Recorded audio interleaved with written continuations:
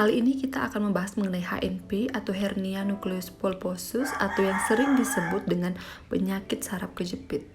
Tulang belakang pada manusia terdiri dari cervical, tulang leher, kemudian ada torakal, ada lumbar, sacrum, dan tulang ekor.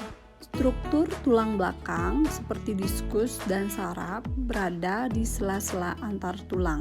Seperti pada gambar yang ditampilkan, kita dapat lihat intervertebral diskus itu merupakan bantalan atau bagian tengah diskus yang berisi berkas-berkas atau serat kolagen, sel-sel jaringan penyambung, dan sel-sel lunak atau tulang rawan.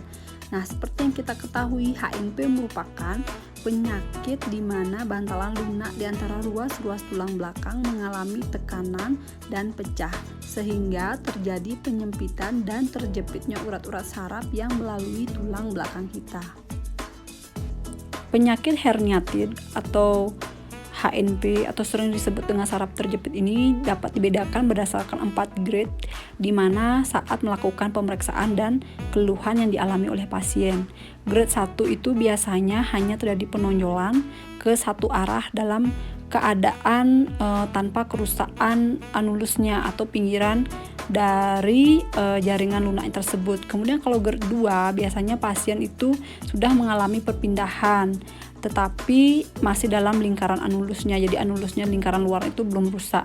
Nah, grade 3 dan grade 4 biasanya ini jaringan lunaknya tersebut sudah keluar, di mana anulusnya juga fibrosisnya sudah ada di bawah ligamentum sehingga akan menekan saraf. Kemudian grade 4 juga sama seperti itu, di mana nukleusnya atau jaringan lunak yang ada di dalamnya itu sudah merembes ke ligamennya sehingga tembus ke bagian posterior, sehingga akan menyebabkan nyeri yang lebih hebat. Jadi penanganannya pun sudah sampai ke arah surgery atau operasi, jadi tindakan pembedahan, sehingga beda keluhan, beda penanganan, jadi harus dikonsultasikan.